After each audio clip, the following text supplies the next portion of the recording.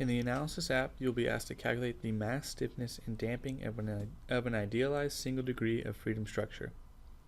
You will also be asked to find the equation of motion and transfer function of the system. To help you find the mass and stiffness of the structure's elements, we've provided you with the material dimensions and material properties. To access the pictures of an element, click on that element's button. Hitting the button once will bring up an isometric view of that element. Hitting the button for a second time will bring up the top, front, and side view of that element. You can further investigate each view by tapping the picture, being able to pan and zoom.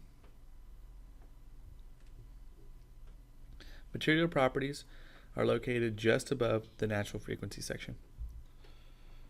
In the natural frequency section, enter in stiffness and mass values found previously, then press calculate to find the natural frequency. To access the second page of the Analysis app, swipe right on the screen. On this page, you will use an animated free vibration response to find the damping ratio of the system. Once the animation is done, a table of peak values will appear. You will use these peak values to find the damping ratio.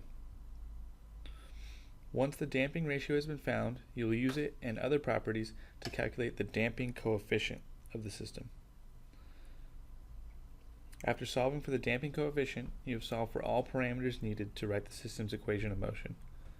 On a separate sheet of paper, convert the equation of motion to the Laplace domain and then find the transfer function.